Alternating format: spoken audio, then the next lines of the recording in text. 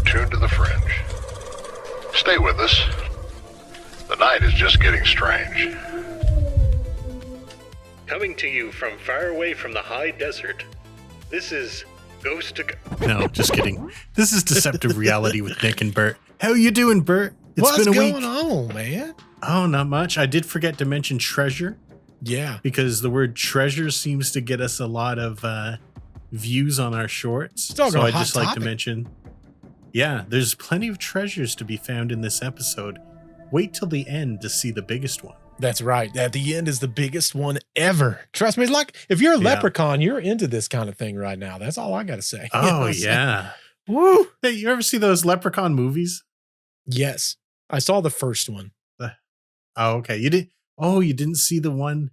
Wasn't the second one had Jennifer Aniston in it, or was that the first one? Oh, I don't know. I don't think the first one That was did. their breakout role. Yeah, it was Leprechaun 2. Yeah. Now you got me curious. I only watched the first one, and I'm kind of like, that's kind of dumb. The first one I couldn't get into. I find it funny. I think it's so bad because the guy looks so bad.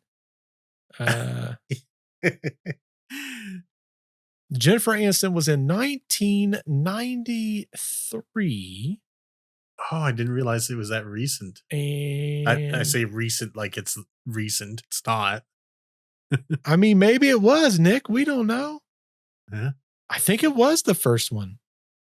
Oh, okay. Yeah. I don't know why we did this. Just go to our favorite AI, ChatGPT, which is not a sponsor. They could be if they'd like to. Yeah, I don't think they need to sponsor anyone, to be honest. Well, listen, I think they're losing money, Nick. I think that's what I heard. Yeah. Just like Jeff Bezos is, I'm sure. Exactly. What leprechaun movie was Jennifer Aniston in? You know, somebody is screaming in our comments right now. Yeah. Oh, yeah. Leprechaun fans, they're not very happy right now. You know, it's funny because I forget which short it was last week, which I probably should check myself a little bit better. They said it's time to shave the old head. That's what they told me. What? That's not very. Said you're going bald, boy. You're going bald. I don't believe that to be true. She was in Leprechaun, the very first Leprechaun movie released in 1993. I didn't even know she was in there. Yeah, that's one of the springboards. So, speaking of Leprechaun, the guy who created that, Mark Jones, writer, director, creator, I guess he did just about every job. He passed away just last month. Oh, really? I hate to hear that. Yeah, Mark Jones. He also did, as like an experiment, a more vicious, less funny one called Rumpelstiltskin, which was pretty much the exact same thing. Yeah. But he sort of experimented with that. Not as good, but I watched that last week too. You could see his influence on it. I'll be darned. I know that something is probably going to ruffle some feathers, Nick. I'm going to see if you know anything about this. Did you see Netflix released a new trailer today? A new trailer to wait, is it Tales from 85? Yes.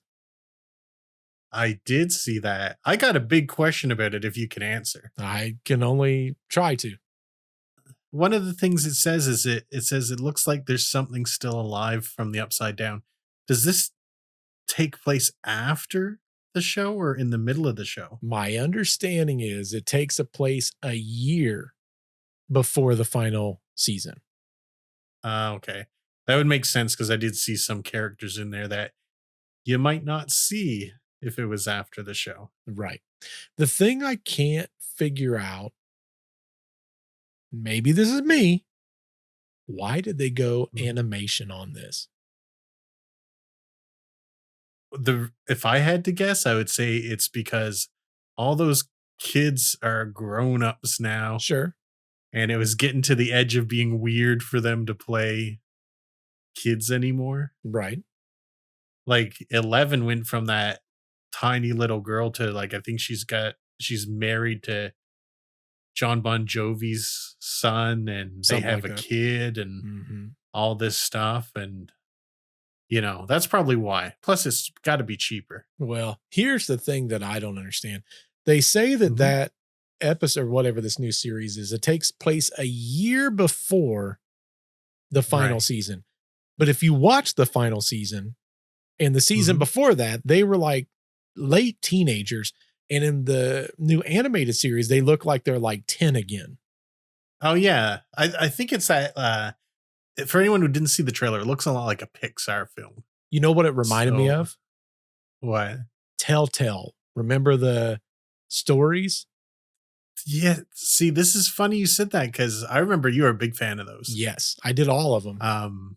Yeah, I didn't play the Walking Dead ones, but I played one of the Batman ones, Yep. which was a lot of fun. The Arkham or whatever. Yeah.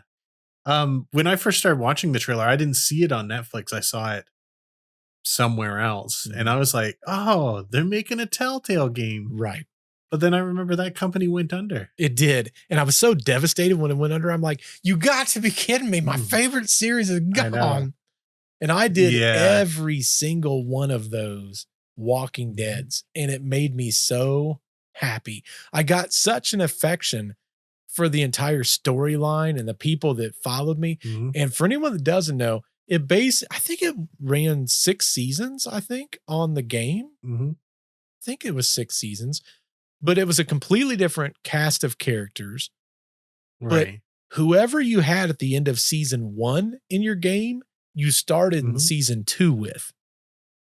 Oh, okay. So if you made different choices, you could be a different one Correct. in the next season. Correct. Oh, that's really neat. That's really neat. I was telling my son the other day, I'm like, if you want to play like a great horror based game and one that truly, truly is dependent on your decisions, Telltale, because it's 6 seasons of the choices you made in season 1 may affect what you're doing in season 6. I always remember the thing. It's like, so and so will remember that, or something like Right. that. You say that all the time. I love that game series company so much. Yeah. And then I forget who took it over after, but I'm like, this game is crap. Right. I was so So- mad. That was a whole big thing. Like, there's a full feature-length documentary about the rise and fall of Telltale Games. Oh, I didn't know that. Yeah, because it was like massive mismanagement. Like, they went out, they crashed so hard. They were at the top. Oh, yeah. And apparently they were like cruelizing their employees, allegedly. Gotta throw in that allegedly there. Mhm. You just gotta watch it. It was just like the biggest case of mismanagement. I think these people just didn't know what to do with success. Well, let me tell you, their games were so good. And they did a lot of games Mhm. where I'm like, I don't really care about that game so much. I would Mhm. try them like, and this is going to tick a lot of people off. The Fairy Tales one, The Wolf Among Us. and Wolf Among Us. Yeah. I love that. I hated I that. loved that. I hated it. I couldn't do it. I liked tried. it so much. Well, it's gonna disappoint you. A lot of the properties got purchased, and that one's getting a sequel. Ah. That's crap. Oh, just be happy for. No, it was awesome. It's horrible. It was awesome. It Walking might not have Dead. been your thing, but Clementine. well, that person is no longer with us. I think. Clementine? Isn't that how it ended? No. Oh, okay. Wait a second. I can't remember. And I played the last season. I know you got to replay him. Maybe you're going to replay him with your son. Let me tell you, the first season, heartbreaker. That Yeah. one was by far the most devastating season I think I ever played of any video game ever. Really? Hey, maybe I got to try this sometime. I never tried it. Because you find Clementine in the very beginning of season 1. That's how the game starts out. You don't play as Clementine. You play as Right. the guy, and I can't remember the guy. Mm. And let's just say in season 2, you play as Clementine, and there's a reason for that. Okay. I can probably guess what that is. And I was You know, devastated. sorry, go ahead. So there's something we have in all the hundreds of episodes we've done, I don't think we've ever talked about this. Yep. What do you think about zombies? Like, is this? I know people who basically get into prepping and stuff because they have this hope in their heart that zombies will come someday. They'll never come. Nah. Do you think there's any case for the existence of zombies at all? Well, there's zombies now, technically. If you look at, I think it's Haiti, they have those walking zombies there. Yeah, I think it's with the pufferfish powder or something that they blow in their faces. Correct. And these people just walk around aimlessly. They don't even understand. The crazy thing is, and I didn't know this, I think, don't quote me, I can't remember where it's at. But these people, they was blowing this blowfish, whatever that poison or toxin is, into their faces. The people would look like they're dead. Right. I think they'd even bury them in some cases. Bury them all the time, every time. And these people would go to the graves, dig them up, bring them back, resuscitate them enough, and then keep them under that drug. And they would just be slaves for these people. And I'm like, that's nuts. That's sick and nuts. But I think a lot of times the people's belief in the zombie and stuff, like they were convinced that they were zombies, so they wouldn't even try to leave if they weren't drugged, probably. Correct. Yeah. There's actually a story where this little girl, she her grandpa died. Okay. And then she was in the same town and she saw her grandpa and he was walking around aimlessly. And there was someone that was leading him around and he was doing the work and stuff. And she's like, Grandpa. And he was just cognitive enough to understand what was going on. Right.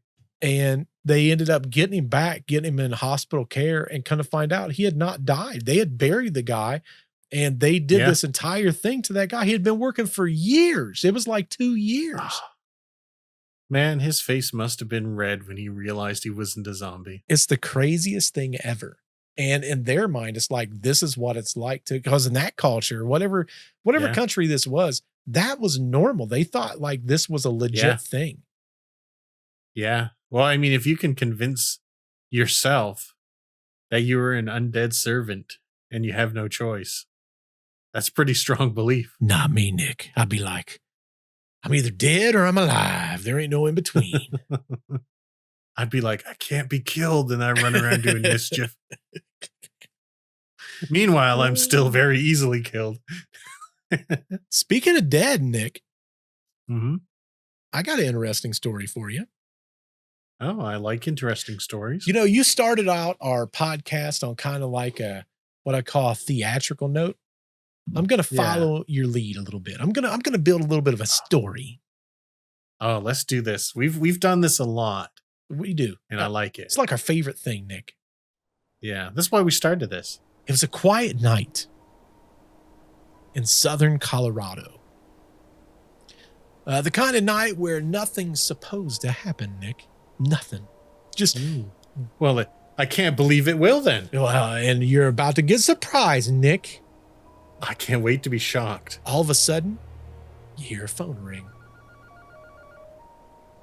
At approximately 3:28 a.m., a call comes into the emergency dispatch center at the police department. It's a 911 call, of course. Hello? Dispatch answers. Hello? But nobody speaks. Now, there's no panic. There's no whispering. There's no one freaking out on the other end. There's no background noise that gives anything away as far as what the location is. It's just a dead line, Nick. That's serious too, though, for 911. It is. And then there's a brief, very brief hiss of static, and the call drops. Now, on paper, Nick, this is just routine. Shouldn't be a big deal. It's just an abandoned 911 call. It happens all the time. Pocket dials. I mean, we live in a day and age where anything could possibly happen. Bad connections. That's just how all of this stuff is supposed to work. You know, it happens, especially at a 911 center, because our phones have built-in 911 services, right? Right. Even if the service is disconnected, you still have 911 on every phone you pick up. Still got 911. You can't get past it. It's built in. Now, even though there's no voice that came back, you know, all the police, they have to go and figure out what's going on. whether there's no answer, there's something, in their opinion, maybe it's a case where it just didn't connect for whatever reason, but they have to go and find out what happens. So the police, they jump into the car and they start driving to the address. Now, a lot of times in these dispatch centers, it will tell approximate locations, but sometimes it'll just give the address. So they drive into the address, and when they arrive, they find something they didn't quite expect. They didn't find anything, Nick. No people, no open doors, no sign of any kind of break-in. Now, what makes it so interesting about the location is it's to a funeral home on a cemetery property. Oh, boy. I have a big involuntary smile there. Ooh. So when they went to the doors was still locked, and it was obvious that no one had been there. They do the walk around. They try to figure out. Now, it's not like when, let's use, for example, there's an alarm that goes off, right? You know that someone was there. In this case, it was locked up tight. The security system was on. Everything was looking good. But yet the phone from inside the facility picked up the receiver and called 911. What do you think that's from? I think that's from the vault. Well, it brings up a very interesting conversation about, I think it was you. We talked about, remember when we did that episode on the spirits of, it was your story, the tsunami that happened. What was that called? Right. Yeah. It was just the Japan tsunami spirits is what it was. So you had mentioned that people was getting phone calls, correct? Yes. And it was quite a while after. And it was text messages also, right? Yep, that's correct. So it brought up a very interesting thing. When I saw this story, I was like, man, Nick and I have talked about this before, where these kind of things has happened. And I kind of want to get your thought process. Like, what do you think is something like that? Do you think that is something that, like, what do you think causes that? I think I had given a little bit of a theory before when we did the tsunami spirits. I think just like we see, at a lot of investigations for ghosts, they bring the spirit boxes that it's really easy to talk through. Yep. Or, sometimes, in the old Silent Hill, they just made an awful remake movie of. Yep. How you knew something supernatural was coming as a radio would get distorted. Yep. Or, you told the story before, which was one of my favorites that I still think of to this day, where the guy was getting called on the phone, mysterious messages. I think it's very easy for the supernatural to affect signals and mechanical devices. Now, I'm not saying that's what the story is going to be about here, but I think it's very easy for them to make calls, to jump into calls, to affect radios, to do text messages without having to touch the devices. Because the devices are just an interface to this energy and their energy. Right. So that's my theory on that. A little long-winded, but you get the idea. And I was thinking about this the other day for a completely separate reason that I can't get into right now. But I was researching, what's happening when we get into, because remember the good old days when, TV networks, like let's use, for example, the antennas. Remember back in the old days when you used to watch TV, we'd have a big old antenna outside, or those rabbit ears that was up on the walls. You have to sit there and move everything around to gotta get channel 6 in. Let's get this channel. I can't see my favorite show. So I'm sitting there and I was thinking to myself, I'm like, we don't do that anymore. Like, everything's digital now. But, radio stations is the same way. You have AM, you have FM. There's some devices that they've had to completely switch everything on because there's radio frequencies that fit within certain ranges. Our cell phone is no different, right? You got standard, you've got 4G, 5G. Some say 6G is right on the horizon. So all of those use radio frequencies. That's the whole point of them. That's why some devices, they have to fit into a certain radio frequency range so it doesn't screw everything else up. Mm-hmm. And I was like, now some of you's like, what in the world is he talking about? He's doing some research on this. It's because one of those things is a baby monitor. Mm-hmm. Now, how many times have you heard stories of people hearing disembodied voices on baby monitors? I've heard a lot. Oh, there's a ton. And sorry, I want to jump in here with something I just remembered. Mm-hmm. There was this guy that showed phones that used to exist for emergencies. Yep. And you would have two phones that are sort of paired. Mm-hmm. And you could take the second phone anywhere you want. Yep. No matter the distance. And they don't have phone lines that plug into them. They just plug into the electrical outlets. Yes. And when you dialed on that one phone, the other one would ring no matter where you took it, as long as the electricity had a path between them. Yes. And you could speak. Like it's I think insane. that goes to show a lot too. Yeah. And that's where it really comes into play. Like when you think about all of these things, especially when it comes to paranormal, right? Like let's use this as an example also. When you and I did our paranormal investigation in September, it came out for everyone on our channels in October. On Halloween, we put out the episode. There were so many things that we didn't put in that episode that we could have. And, we've talked about some of it, but the fact that we can't hear it with our natural ears, yet it's getting picked up on some form of a microphone, it makes me go, why? And then I start thinking, what if what's happening in whatever realm or whatever capability that it is, that it's causing some type of RF creation, so to speak. Right. And that's why we hear it on certain devices, right? Like, remember there was a haunting. Why can't I think of what it is? There was a haunting that happened where people was hearing things on the television set. Voices, disembodied voices on the television set. Yeah. And then it becomes a case of, well, like what makes that happen? So one of the things that I've been doing research on here lately is baby monitors and what frequency range they use. And I'm going to start playing around with some stuff. I'm a little bit curious to try a couple things that maybe is not out there. I just want to see what happens for possible future investigations that you and I do, Nick. Yeah. Or scaring babies. Be like, are you sleeping, Timmy? Wakey, wakey, Timmy. As soon as someone comes in the room, you just go quiet. Yeah, exactly.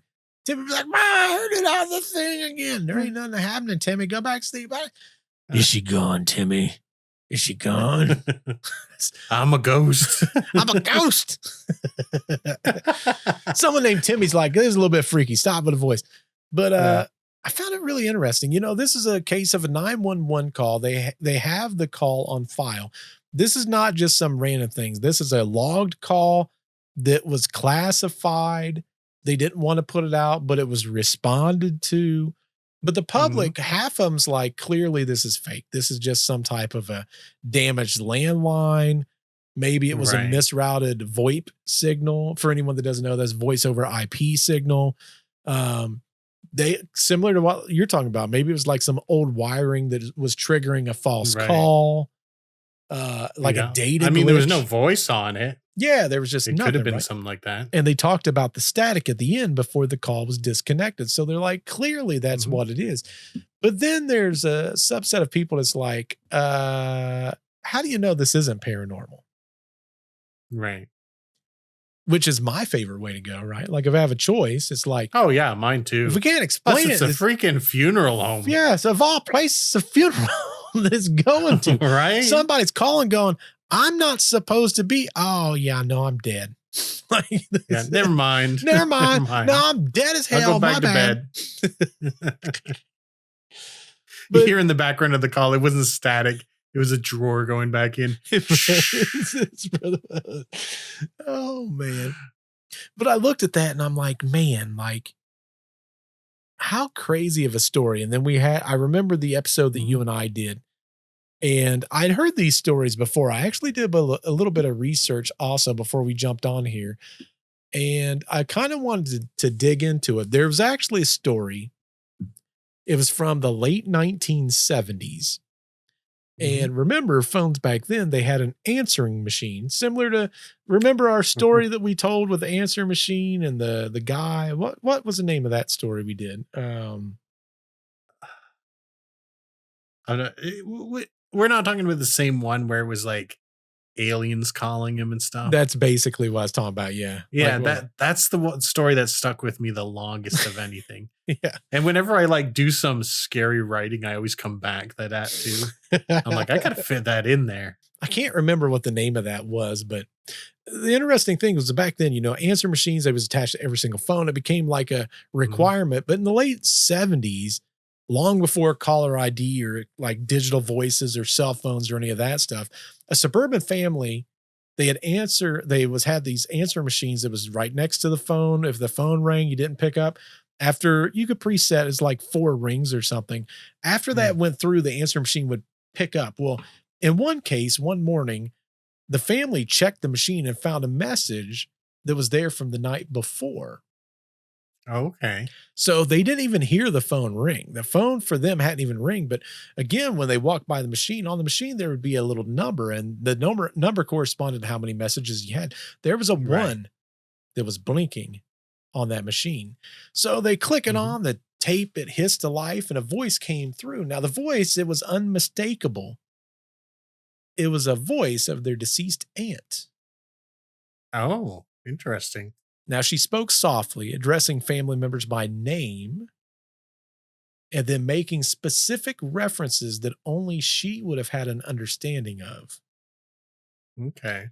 Now, what made this so strange wasn't the context of it, but when the family checked the machine's counter, it showed exactly 0 incoming calls when the answer machine showed the 1 message. So when they went right to the machine. Yeah. So it's like it completely skipped the entire phone process.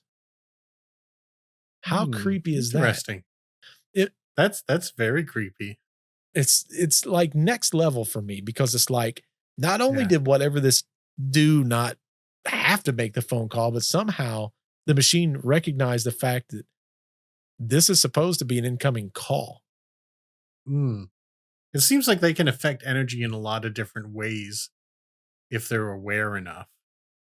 Well, and if you think about it, like answer machines back then, it didn't have a record button. It had a record button for like recording like your message of hey, this is such and such. We can't come to the phone. Please leave a message. Beep. It was that. But the machine would have had to have the recorder engage. The tape would have had to have moved. And the voice would have had to have spoken to some system that the answer machine would have had to heard, which would have been through the phone line. Well, how I pictured it is it's like it's intercepting and it's like it's bypassing the phone and just going right to the message machine. Which like almost like I picture it like grabbing the wire between the two and feeding it all in through there. Which is very possible. I mean, if you think about it, when we went to the Hinsdale house in the Wildwood, I wanted to go back to some of that older technology because I thought there's something there. Now, the problem was the older technology that I went to did not have night vision, so everything would have been daytime. For the next investigation we did for Christmas, luckily, old Jess bought me for Christmas a video camcorder from the 90s. Isn't that wild? But I think you said it also had digital export options as well. So it's sort of like a modified version. It's a modified version. So we'll be recording to a high 8 video cassette. That was the big boy that was happening back in the day. The high 8 was that was the one that everyone wanted, but it has night vision, Nick. Nice. I know at least on the I saw back then had night vision. I remember when I was in like early university, I went to like this pawn shop and picked up a high 8 camera. And I think I only filmed like, I don't know, maybe 10 different times on it. Yeah. But I filmed this the wildest lightning and thunderstorm I'd ever been in. And those old tapes, Oh yeah. they just look cool. They look just cool. look cool. What I would Yeah. love to do this time, because I know it's not going to be like last time where you wasn't there for the first day. Yeah. Don't jinx me. I worry about that all the time. But I think it would be really cool. I want to do what I was going to do last year. But we didn't end up doing because there wasn't enough footage and there wasn't you and I that was kind of doing this entire thing. What I would like to do is this year almost do an entire investigation carrying that around Right. with the night vision, but then to maybe like select people if they wanted to get a copy of like a DVD or dare I say a VHS of said almost like a separately edited video. I think that would be the coolest thing ever. VHS is coming back, believe it or not. It's coming back. It's so hard to believe. For niche horror movie fans, at least. Or if you run a paranormal channel like ours, think about it. Of all the paranormal shows, is anybody doing that, Nick? I don't think so. I don't know. I know they're not doing that. I really want to do that. I want to take a tripod, like one of our big production tripods, like the one that I've got my camera mounted on now. If you guys can't see it, this thing's freaking huge. It's a big boy tripod, like with the fully adjustable 3 legs. It's got the aluminum body legs and all that stuff. Like taking that on location, they're heavy, but then walking around with this big old camcorder, recording everything in night vision, like the old school way of doing it. And of course, we'll have new age stuff too. Like we'll still do everything new age too, but I think that would be so cool. That would be super cool. Of course, we go to take the tape out and it just eats it all like the old days, and we have to spend hours winding it. I would cry, Nick. And you'd have to switch tapes like every 45 minutes to an hour or something. But if you think about it, no, it's got to be longer than that, isn't it? How long fit on a tape? I think high 8's only an hour, I think. Oh yeah, high 8's are the small ones. Of course. Yeah. So what I'm thinking is, if you think about it, every room that we went in, we was less than an hour in that room. Oh yeah. So if you just switch tapes every single room, and then just label it. Sleeping, the longest one we was in was Tommy's room. Oh yeah, for sure. No, the basement. Spent a lot of time in the basement. I think more than Tommy's room though, because we kept going in the Tommy's room trying to be skeptical of everything. We was trying to debunk I think it's a toss up. It could be. But still, I don't think we were in there. If you took out all the time when we left and went back, I don't think we was in any spot for over an hour, I don't think. No, for sure not. So every single time you go to a different spot, you just throw in a new tape and you label the tape. Yeah. And then you edit it all down. The great thing about that place is it has like 1 million rooms, and I kept so many staircases. I kept getting confused about where things led to. It's a really awesome place. Super awesome place. I think it would be cool to do something like that just for the viewers. But yeah, like with this story though, when you look at that old technology, I hate to go off on a tangent. I apologize, everyone. But you know, when you look at that old technology, I think there's something to it. I think that if you go back and we start looking at some of that older stuff, like and even the cassettes, right? Like, you know, we didn't even have a chance to go through all the audio on the cassettes. Right. I only reviewed one cassette. Yeah. That was all like, that was not digitized, any of that, right? Correct. Well, I digitized one tape. Right. Did you notice anything anomalous in that one that you listened to? No. And here's why I think that is. The tape recorders that does it digitally, like I bought, so it records it to a cassette tape, but then converts it. The microphone sucked so bad on it. Oh, okay. That it almost wasn't good enough. So it's got a plug-in for a mic. What I thought about doing is next time plugging in an actual microphone and seeing what it can pick up. That's an idea. Yeah, I want to buy like an old school microphone, like the old stuff. Because if you remember all those paranormal investigators back then, they had those old microphones they used to have in their hand and stuff. Yeah. You know what that reminds me just of? like the Warrens in. That's what I was going to say. Remember Floating Girl, Infield Poltergeist? That guy walked around. He had that microphone in his hand all the time. It's kind of old school journalism style. Yes. So I'm thinking They're really into the action. We carry a cassette player with us. We carry that Sony night vision camera with us, and we do old school investigation, but still have all the new age stuff. And I can't go into the equipment we're going to be using, but it is going to be cutting edge, boys and girls. Yeah. We won't have 4 tubs, 5 tubs this time, probably, though. The crazy part is we'll have, I bet, 1 tub. 1 tub. We had like 5 tubs last time, and I think we took things out of maybe a full 1 tub. Oh, yeah, for sure. Like the cameras by themselves took up half of 1 tub. Right. Because they was all mounted on a wood block. It was the only way I could get those security cameras to do it. Yeah. It was good that they were, though, because we had a lot of freedom of how to place them without messing anything up. Correct. Right? So I've got some different things coming for the next investigation that we do. And I think that will make what's going to be happening this year's Halloween for that episode is going to be freaking awesome. Right. So we'll have so much more time for it. Correct. This time. It's nuts. But anyway, when we talked about this specific case where this woman ran into having her voice on this answering machine, the case was actually documented in parapsychology research circles. And it was kind of later examined, and it was put into a book called Phone Calls from the Dead. That's where it came from.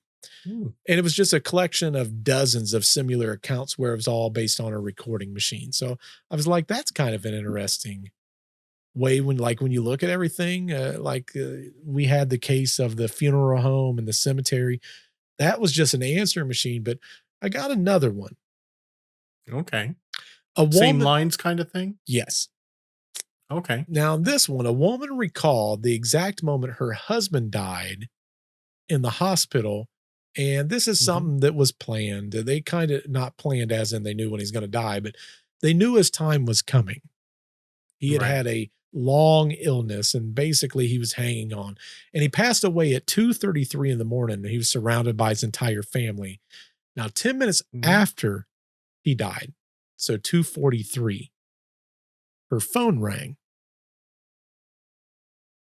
And on the display was her husband's phone number.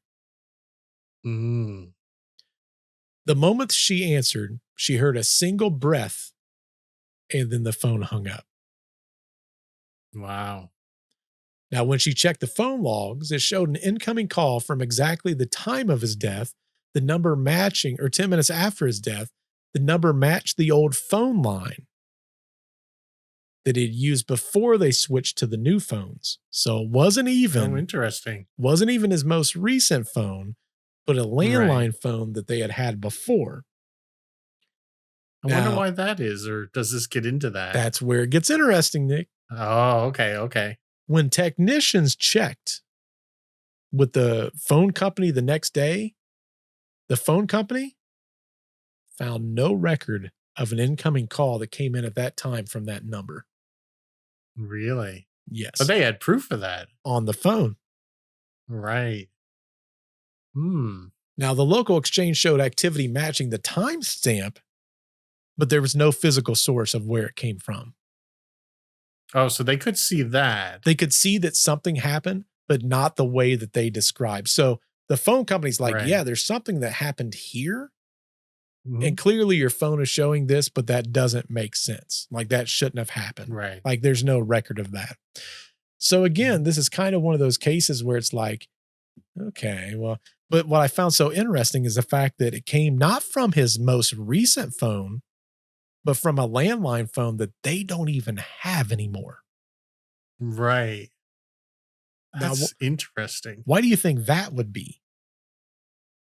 The only theory I could come up with is that they spent so much of their life using the old landline that maybe someone in a confused state, as they were passing over, thought of that before they thought of the new one. Yep. But that's just a really reaching theory. The crazy thing is, and you got to understand, I'll be 48 this July. I'm going to be old. I'm already old, but I'm going to be even older.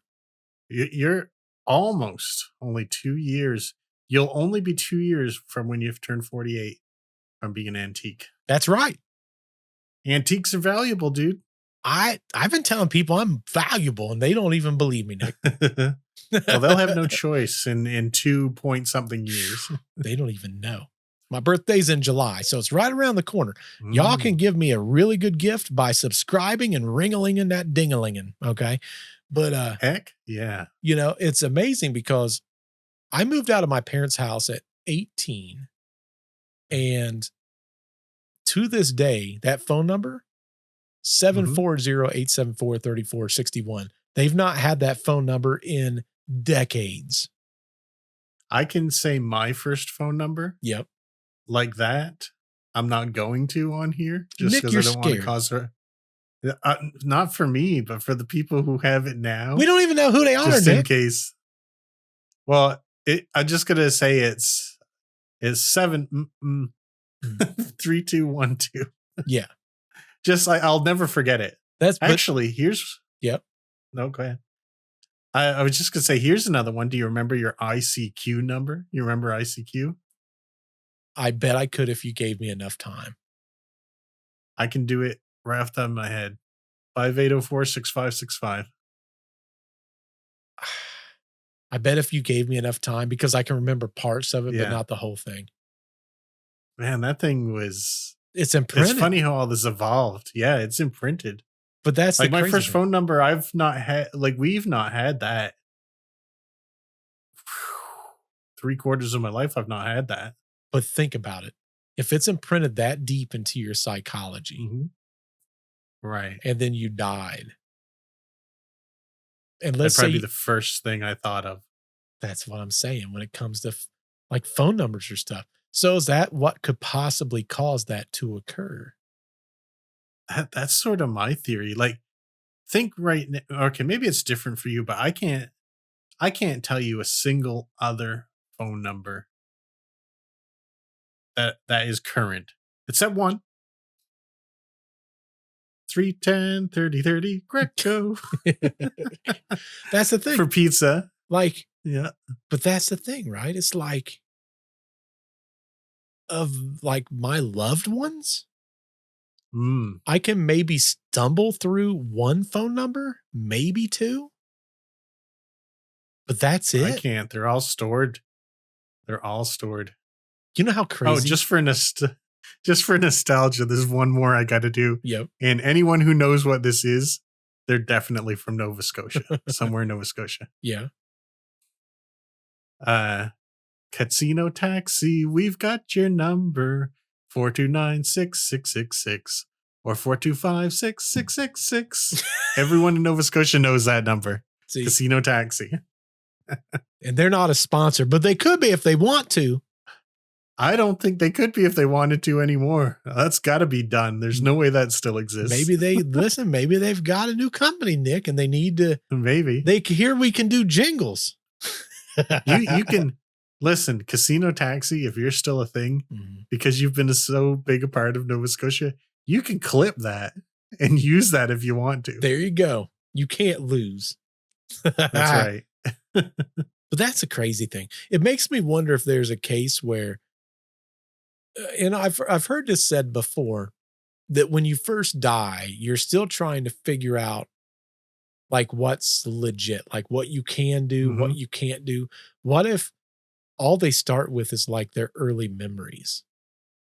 Well, they say your life flashes before your eyes starting at the beginning. Yeah. So the first thing you're going to come across is your first childhood phone number. Right. So I don't know. I thought it was interesting that she got a call 10 minutes later and it was from a phone number. Yeah. That was, their previous number. Like, that's such a freaky thing. I wonder if they'd had that a long time. Because think back to you're a kid. The only thing your parents always drilled into your head, because you didn't have cell phones or stuff like that, Yeah. is like, if you ever get lost somewhere, remember this number and call Right. it. Or if anyone asks you where, who your parents are, you can get this. If there's trouble, you can call this number. It's drilled into your head. I wonder if he'd had that number decades and decades. Well, and it makes you wonder if, Mm.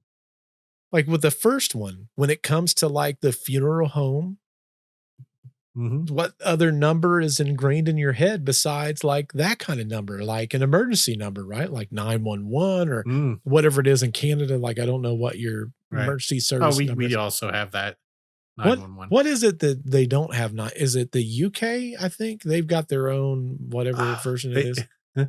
they actually made fun of it on the IT crowd, because it's like Mhm. apparently not easy to remember, like 911. Yeah, It's like 846-223-118-5643 or something. It's like Good something just night. insane.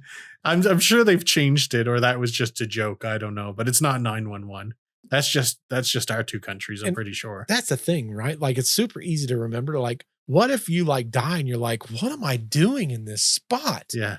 I need to call someone. I, And then I it's- need help. Yeah, exactly. It makes me wonder, and again, this is just a dumb theory of mine, because we were at the Wildwood. I don't remember seeing any phones. Do you?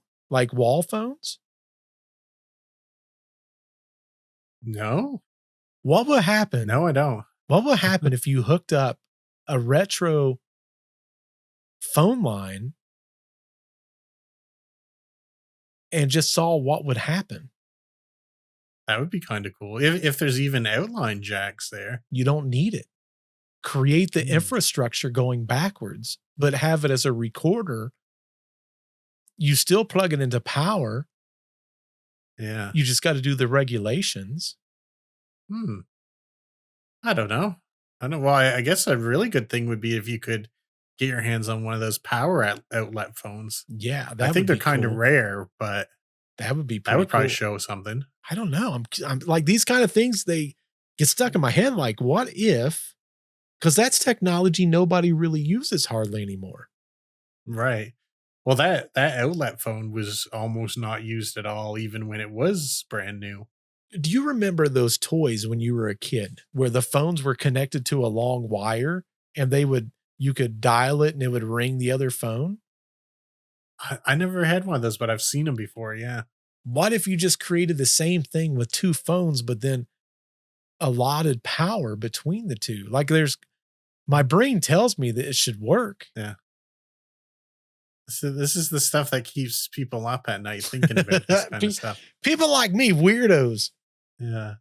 Oh, though, I mean, this is like, I think anyone who listens to this is going to think about this afterwards. Yeah. Like, communication is such a big part of what makes a human human. So, like, if we're Correct. passed on, we're going to want to hang on to that. We're going to dial anything we can do to get in touch with our loved ones or anyone.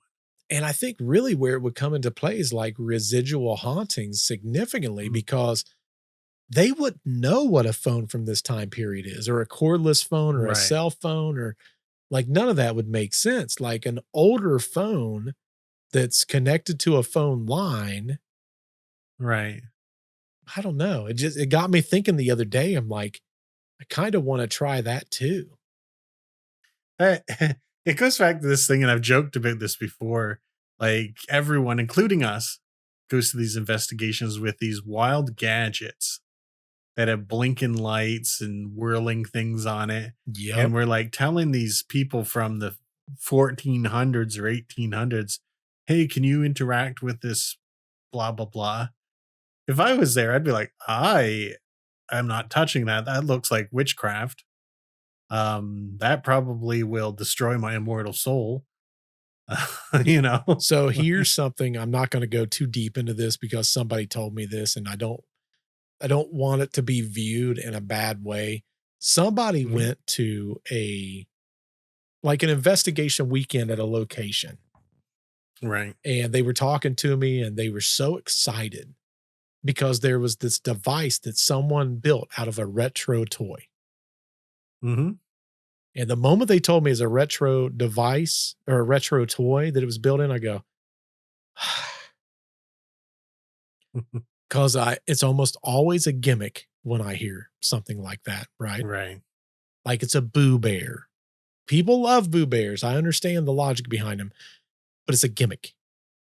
Mm. Or it's a whatever. It doesn't matter. Like if it's an old retro toy and you're ripping the insides to put something in there and you're just using the sound and the lights from it, then I'm questioning what was the validity of the machine you're using. Anyway, they had video recorded, and I'm not going to go too deep into it, but they had video recorded what the guy said was inside of it. Now, this was not Joe Schmo. This wasn't someone like me or you. This was a big time paranormal investigator, like television shows and this and that. And I think the premise was he built this device. And I'm listening and I go, what is he talking about? Like none of this. I'll use this one thing as an example, and I think almost everyone will understand. When you talk about, in which, for anyone that doesn't know, I have one of these, don't judge me. When we talk about things like this, you know what that is, Nick? Oh, it's a circuit board, but does that got mercury in it? So here, I don't want to break this because this is glass. Yeah. It'll probably help if you look at this right here. I see that radioactive. Yeah. So what this is in layman's terms, this is a Geiger counter. Okay. This is a real life Geiger counter. This is not the stuff that you would buy typically as like a novelty Geiger counter. Like this is a legit, this detects radiation, right? Right. Now there's different levels of radiation. Do you know what they are? I don't. Okay. No, I'm very uneducated in this topic. That's okay. Listen, a lot of people will not know the different types of radiation. Then there's nerds like me that we do know the different levels of radiation, right? So the big boys, you got your alpha radiation. You got your beta. So one of them's got to be gamma. Gamma, right. See, you're on it, right? You got alpha from the hog. Alpha, beta, gamma. Then you have X-ray, right? Everyone knows about X-ray radiation. We talk about it. We got radiation, X-ray radiation that's in airports and when you have surgeries done. And this guy referred to radiation, deradiation. Okay. To which I sat there and I go, the hell is deradiation? Then I'm sitting there going, I've never heard of deradiation, but this device specifically detected deradiation. And I go, okay, the hell is deradiation? And then I'm sitting there thinking, well, maybe I'm just dumb. Like I look it up. There's no such thing as deradiation, Nick. Oh, how is he detecting it? What I think he was referring to, and this is speculation on my part, because I honestly, I don't know what he was talking about. The only thing that I could think of, when you look at radiation, it's all based on particulates, right? Particulates of a specific type of atomized structure. That's what these things detect. There is a delta particulate or a particle that it detects. That must be what he was referring to. I don't know. That's the closest thing that I can think of is that delta particle is the only logical thing, or particulate based on how you're looking at it. That's the only logical thing that I could think.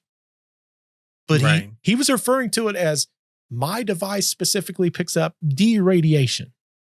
Now, if you know something very well, to the point to where you're building the device, Nick, would you know the difference between a D particle and deradiation?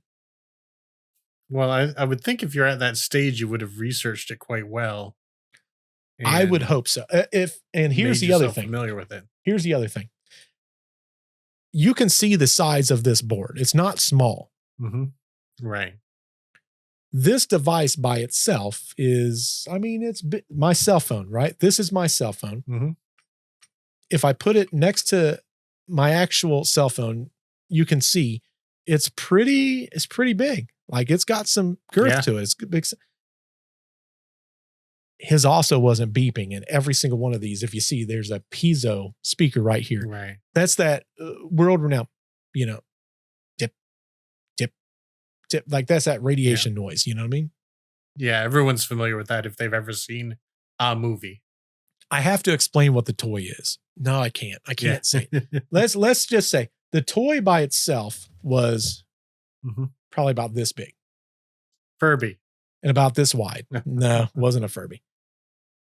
If you just had, and this is the smallest one, if you had one of these in a device, it would take up the entire device. There'd be no additional room. Right.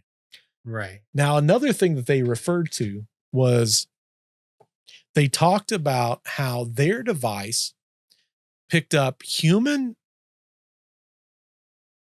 man-made, and normal EMF.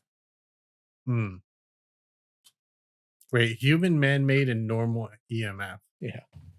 What does that mean? I got a little bit confused myself, Nick, because EMF is EMF. It doesn't matter how EMF happens. EMF is specifically a thing. It's electrical magnetic field. It means that, like, let's use, for example, anything, right? Anything that anything electric.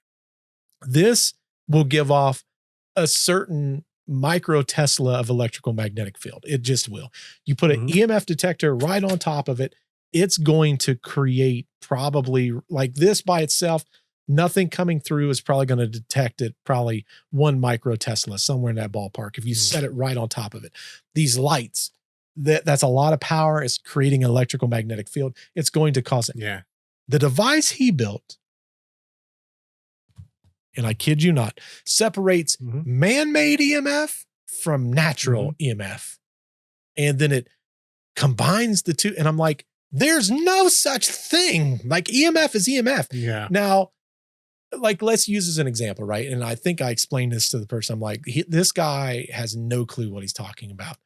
And it's like anyone that has any, especially if you're in this field, right? It's easy to use a lot of big terminology to confuse a lot of people. But the problem is once you talk to somebody that actually knows, here's a great example, right? Yeah. And you can make a mistake, right? I can make a mistake.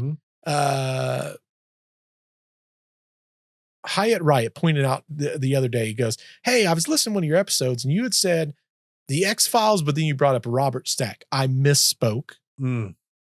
I didn't even catch that when we were talking about it. I didn't either. But let's use, for example, you can misspeak. You can make a mistake like once. That makes sense. Yeah. This guy made like 6 different categorizing mistakes. Here's another great example. And again, people use a lot of big terminology. His machine has a Doppler detection device.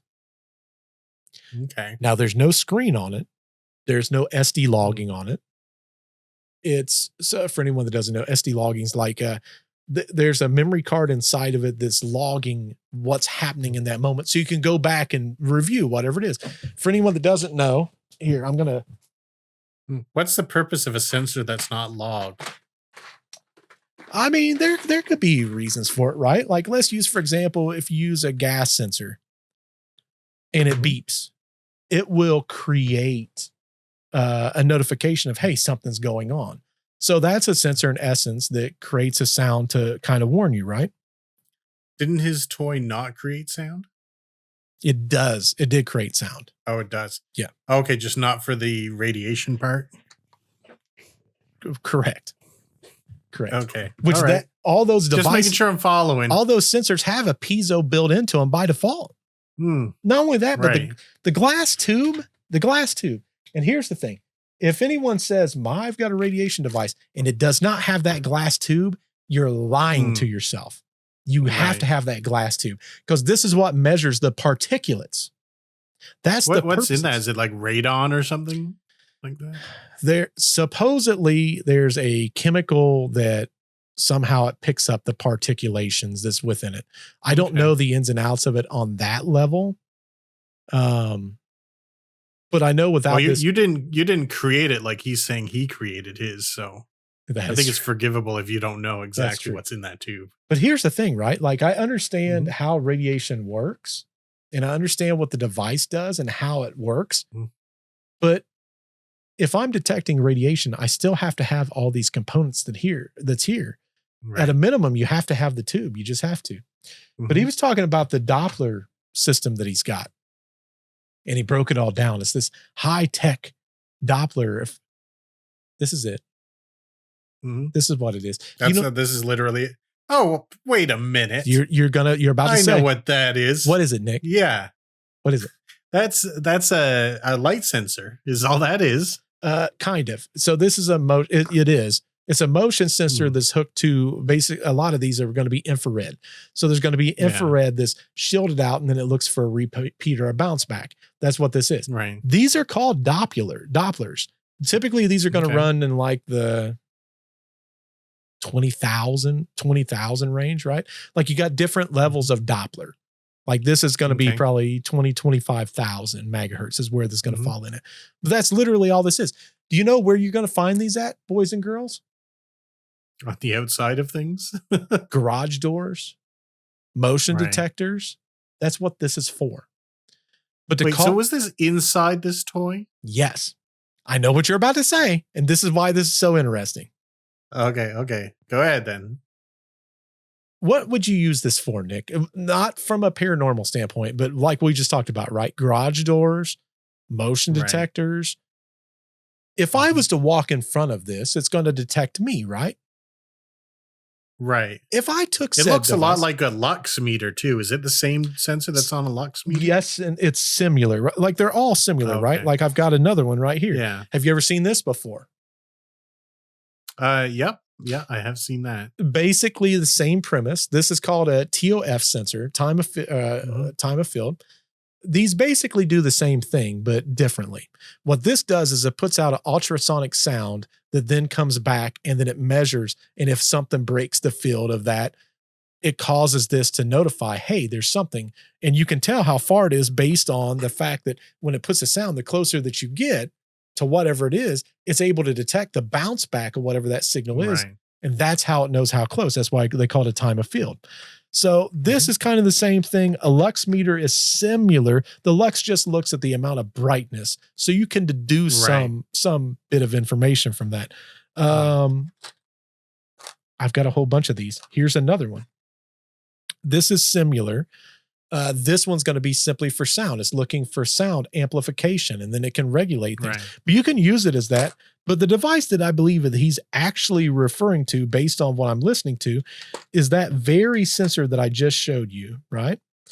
Now, I'm looking through all my sensors now just for the fun of it. Like, this is the treasure I mentioned, by the way. Yeah.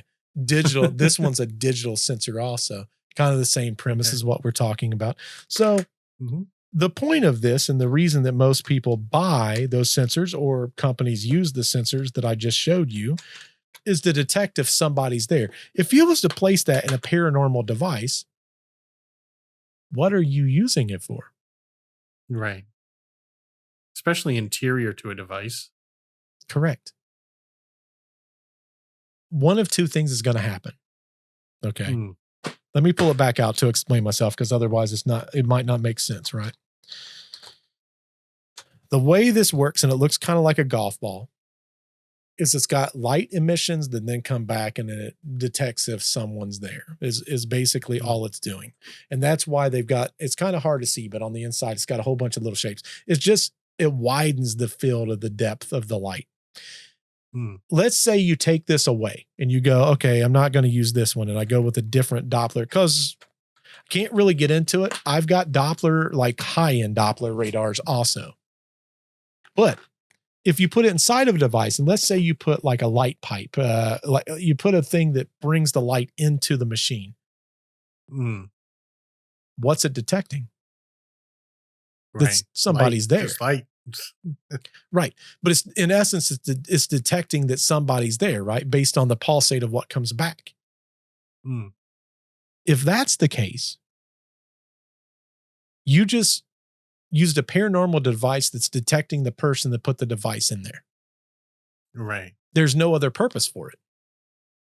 Now, could you, in essence, build a device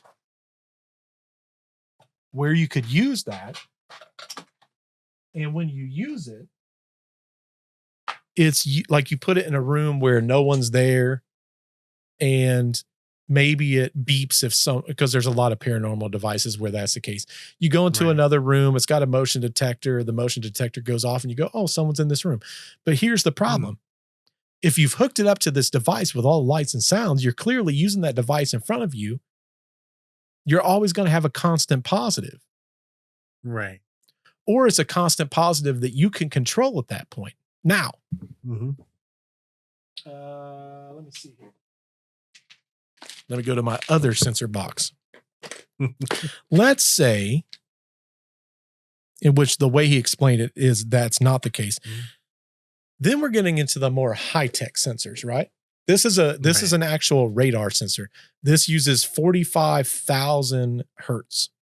The way this works is you plug it in and it sends out all these, in which I can't say everything he said. He said something that was really stupid. And I'm like, that makes no sense, but whatever. I'm just going to skip that part. What this does is it puts out a sound wave that, much like similar when we was talking about, it can penetrate through a wall, kind of like the Wi-Fi thing we talked about.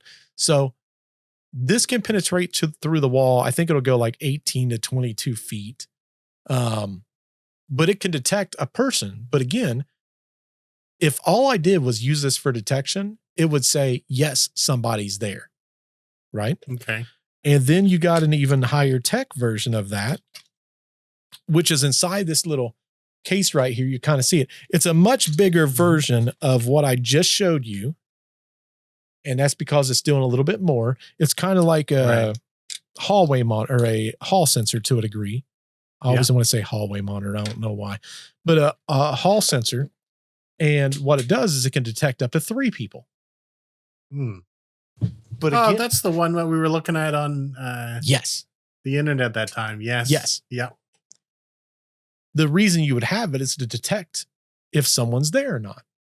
But again, if I build a device that's going to sit in front of me that has no SD logging, so it's not telling me in the future anything that it saw. Right. There's no display. It's just a toy that beeps and bops and it's got lights on it. What's it detecting? Sounds like you're describing a Bop It. That old toy. No. I'll tell you the toy. I'll tell you the toy, but I can't tell you anything else. It was a Simon Says. These are all things that it does anyway. Yes. Okay. So maybe there was nothing in there. Because the only thing that's different from what a Simon Says thing is something that's not making the sound that it's supposed to make. The video that I watched, it was going off a lot. Right. Now, okay, this is another thing that annoys me. If you're a paranormal investigator, like, you may not understand how everything works perfectly, right? Like, I've got this REM pod. If you ask me if this REM pod went off, why it went off, I'd go, it could be something with an electrical magnetic field, or it could possibly be temperature. I can't tell you which one because I'm not really for sure. Right? Because you didn't build it and it doesn't come with an explanation. It had an instruction manual. I just don't think I ever read it. So that's on me. Well, I doubt it's going to detail its entire inner workings, probably. Oh, probably not. Probably not. Right. But for anyone that doesn't know, if you look at a REM pod and it pops on, right? And you got your antenna up, it creates they say it creates a field. It technically doesn't create a field, but I can go into that. It's just a whole bunch of nerd stuff, but you get close to it and the lights go off, right? Like that's the whole point of a REM pod. Yeah. I have nightmares about that stupid noise, by the way. He said he created his is like this, but it's a little bit different. Right. And then he broke down why. And I said, that's not even the logic of how that thing is built. Like, that's not the premise of how this is built. But in the same regard, you still don't really know what you've got with a REM pod, right? Now, could you make this better? 1,000%. I know exactly how you could make this to where you almost know 100%. But like, here's a great example, right? Not to get too deep into the science of it. When you look at different electrical magnetic fields, right?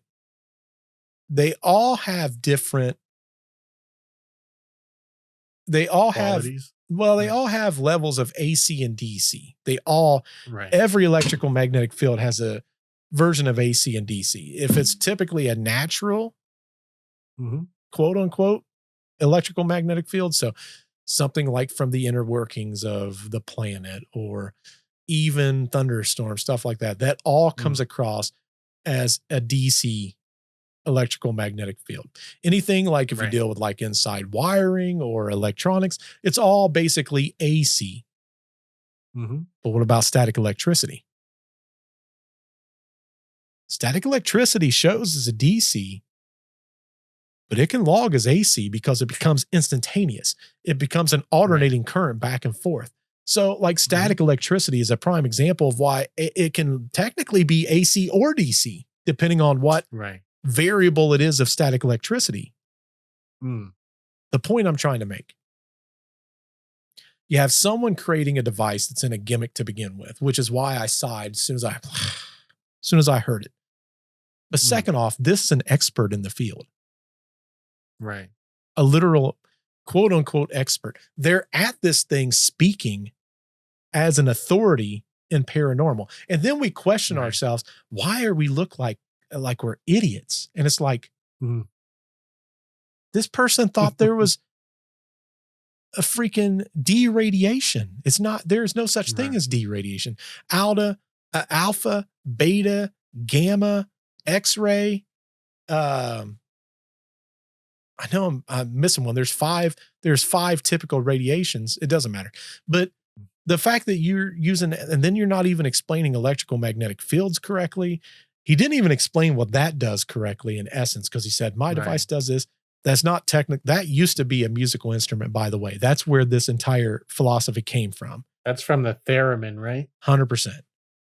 In which a lot of people doesn't know what that was. It was used as an electrical musical device back in the day. You've all heard it. Correct. Think old horror movies or Halloween sounds where it's going. Exactly. 100%. That's what that is. That's the same device. That's what, when you buy a REM pod, what you're buying is something that used to be a musical instrument that they've converted into a paranormal device. It's all it is. Here's a great example, right? Everyone knows what a K2 device is, a K2 meter, right? You press the button, it lights up, it does all these different things. What most people don't understand is these are finicky. You can make this go off for no reason at all. And it's milligauss. That's how they do everything. MG, right? They love cell phones, by the way. Yeah, because here's why. Most people don't understand this. When a cell phone goes off and it's transmitting things back and forth, I could probably go on YouTube, start using my phone because it uses the Wi-Fi. This will climb by default. Or let's say I receive an email. This will climb by default. Just sitting this close to the microphones and stuff, like I don't really, like right there, it's a freaking 2. It's 3. Ghost to my house, boys and girls. Ghost to my house. These devices are not great electrical magnetic devices now. And it's not even stopping. Like, and this is what a K2 basically is. Here, let me see something. Behind me, I have these magnets that's super strong.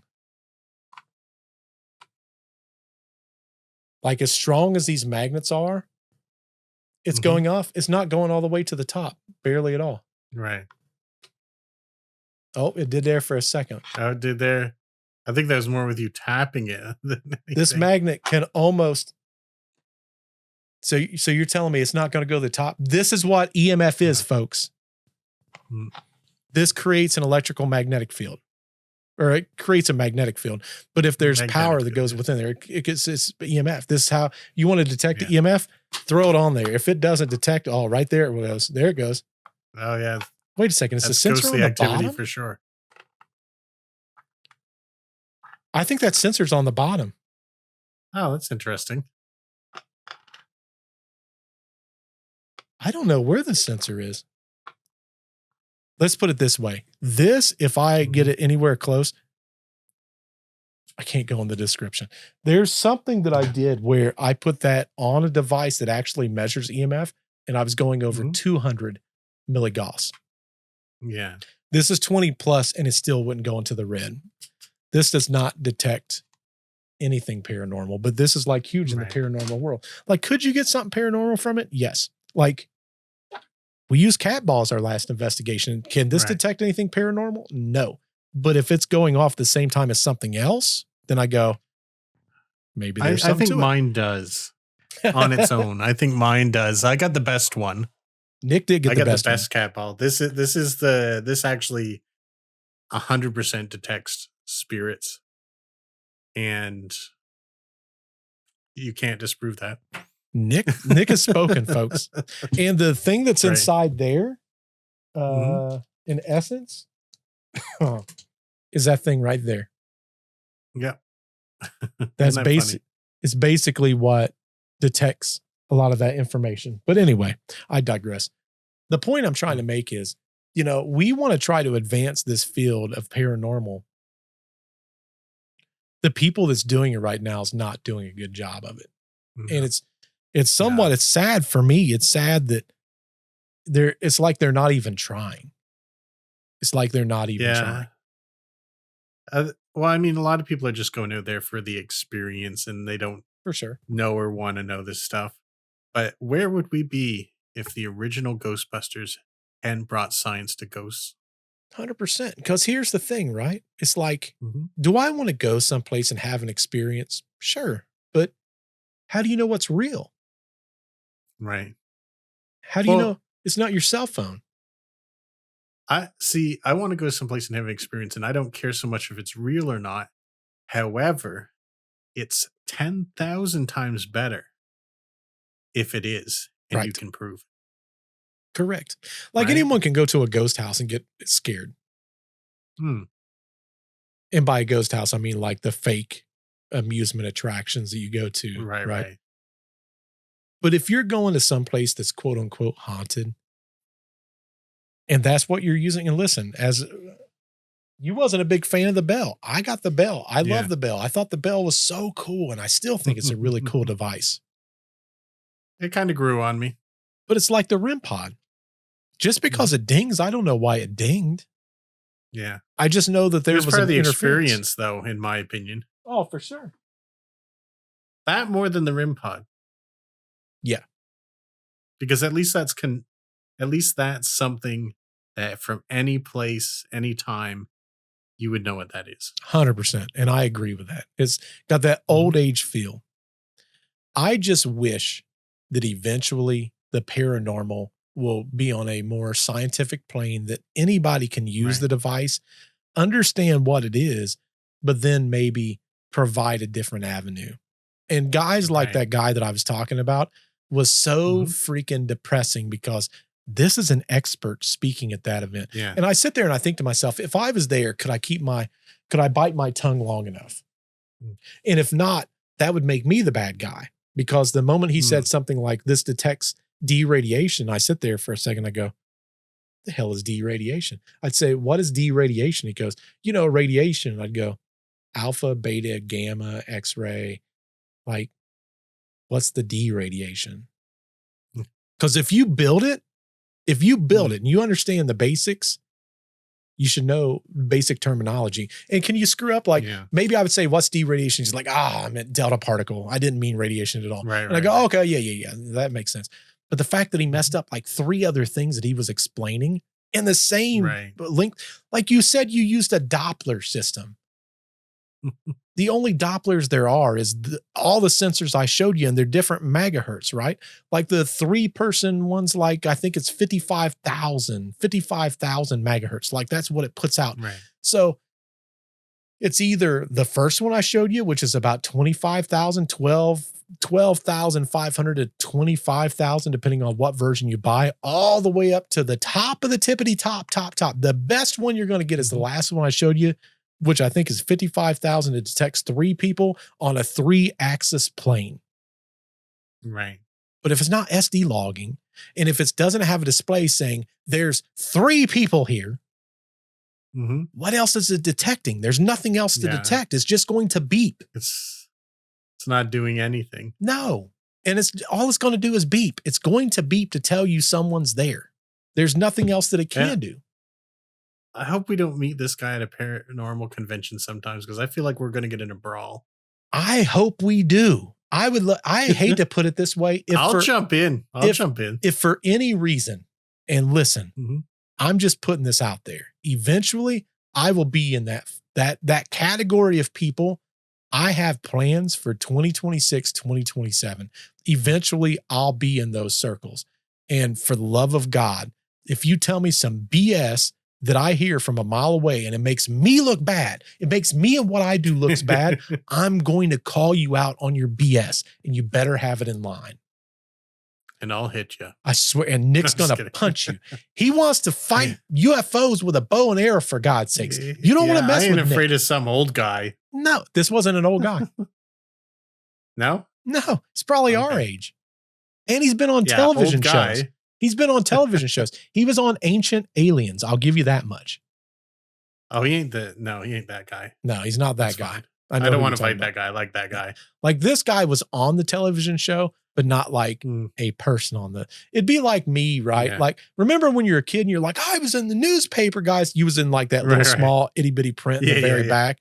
And it was them saying, such and such got an A in class today. Like that kind of, like that was the people love to do that though. I was on this television show. You were in a 3-second clip explaining something in a television show. That's what you were in.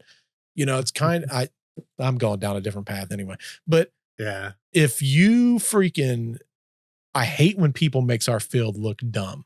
I hate it. Yeah. And it pisses me off. A lot of people have been doing it for a long time, but not anyone who listens to this, because don't say we didn't do anything for you. You just got a science lesson. 100%. And that, like the amount of things we could get into, like there's so many different things that people don't even understand that the paranormal is. But I think in the next year and a half, 2 years, there's going to be a huge new view in that market. And I think it's going to take a lot of people by storm. And I think there's going to be a lot of people. It's got to be science. It's going to be science based.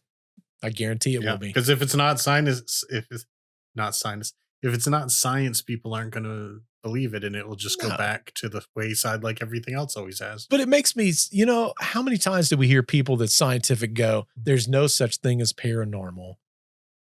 You know, it's all pseudoscience. There's no such thing as ghosts. There's no such thing as spirits. There's no such thing as demons. And rightfully so. If we don't even know what the devices that we built supposedly do, how the hell would we ever know? Well, here's the thing. I can't blame everyone who says there's no such thing as that, because the people who believe in it have done zero work in proving it. Correct. Like, why can't, like, if I just made up something right now that there's robotic fairies that live at the bottom of every well. Right. That has as much proof as anything else that anyone else has ever said on any of these topics. 100%. Not only that, but like, it probably makes it sound like I'm being like, if you use this, you're not a real paranormal investigator. That's not what I'm saying. Some people can only afford things like this, right? Like a K2. Our first investigation, I'll be honest with you, I told Nick before we even left, I'm like, hey, I'm going to buy some things. I looked for things. There wasn't really a lot out there that's any different. That REM pod and that dead bell does the same damn thing. They don't do anything majorly different. It's basically the same concept and idea. The only difference is when you look at the dead bell, the only difference is it looks old school. And of course, every paranormal device I own, I've taken apart. But if you look at the inside, there's literally just a plunger right here that's hit by this other plunger that knocks us up into the bell. This is just the same basic concept as that REM pod is. It's just the difference is when you see how it popped up when you turned it on, that's all it does. And then depending on the frequency that you do will make it go off. But again, if this is what you're using and you don't have anything else, I understand. Listen, this is what you have. There's nothing else really out there that changes anything. Well, dude, have you never screwed in a screw with a butter knife? I mean, I have. It's not made for it, but Everyone has. It's not made for it. It's not a good use of it. Correct. But any port in a storm, like they say. Here's the thing.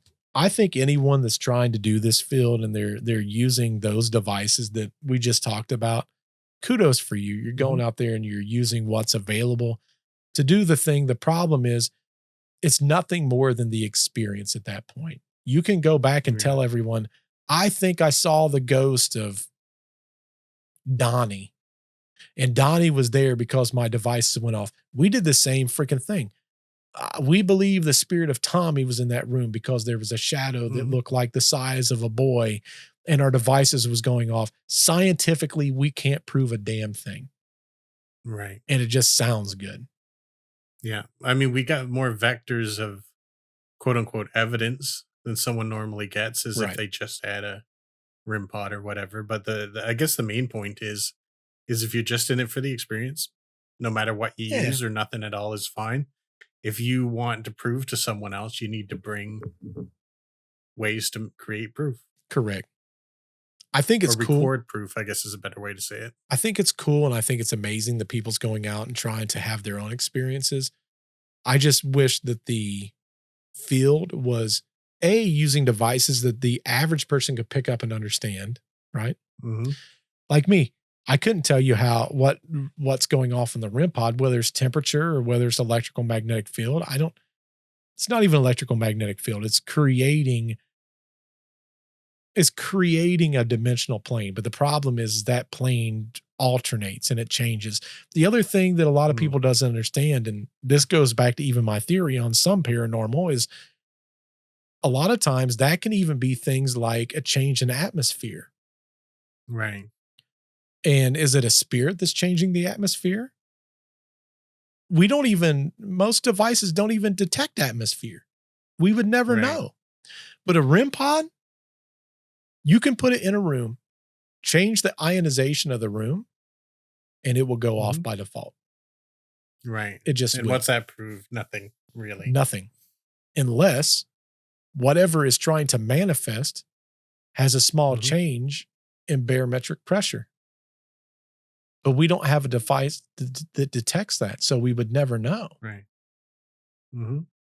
Also, if it's just regional things like barometric pressure that's changing, or even humidity, right? Like people say, I was in the room and something started to manifest and I felt clammy. Clammy just means in scientific terms that basically the humidity of the room would have changed. That's what gives you that clammy feeling, right? Right. You add that and pressure together, we don't even measure those things. We have no clue what truly happens.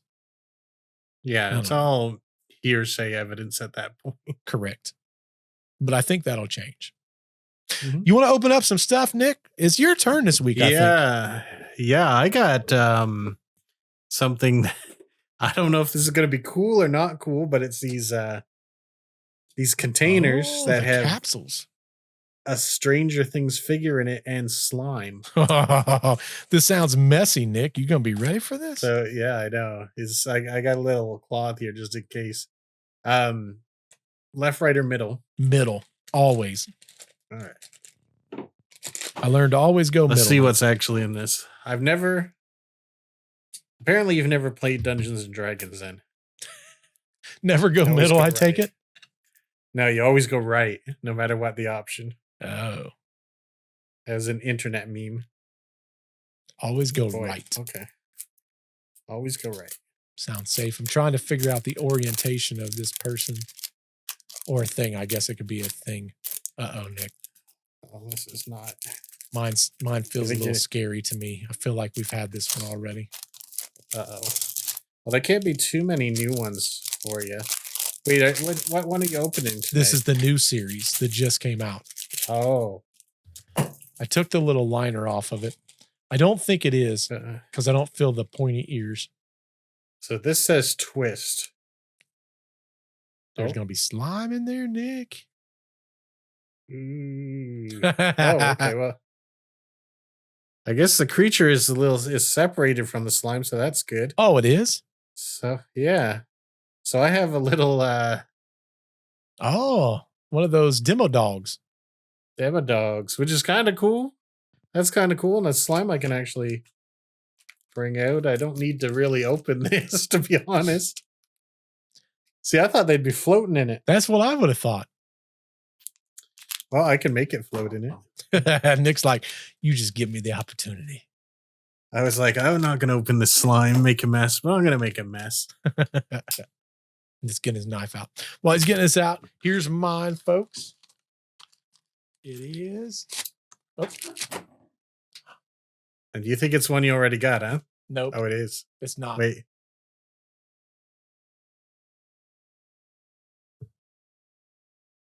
You know who that is? So we got a little pixelation going on. That's The Exorcist, isn't it? Yeah, it is. Yeah, it is. We got some Exorcist action on that one. Oh, am I messing up this slime thing? She got the pea soup all over her face, boys and girls. Yeah, she got the slime. I'm going to put it right there beside the... I thought it was the Wolfman again. Oh, well, I'm glad it's not the Wolfman again. Me too. There we go. Now. Oh, look at that. I don't know if I want to. I'll put him right in the slime. Put him right in there, Nick. There now. You know what would have made that better, Nick? What? If the slime was red, almost like the... Ooh. Oh, is that pungent? Oh, that is vile. Get out of that slime. You can't be playing in that. It would have been cool if it would have been red, like the Upside Down. Oh, my God. Yeah, I'm never opening that again. Whoop. Whoopsie. That's not good. That smells bad. That smells really toxic. Oh, it probably is really toxic. It's slime, Nick. What do you expect? Is there anything that's just non-toxic on this? If it's a kid's toy, it better be non-toxic. Jeez. Yeah, I don't like that. I like the creature, though. Demo dog. That's really cool. Demo dog, look at his little tail. Look at that little demo dog tail. Crazy. Well, hopefully y'all enjoyed the show. Let us know in the comments down below what it is that you want us to talk about. I know we went off on a few tangents this week. Hopefully y'all enjoyed it, though. Until we see you in the next podcast, goodbye. Goodbye.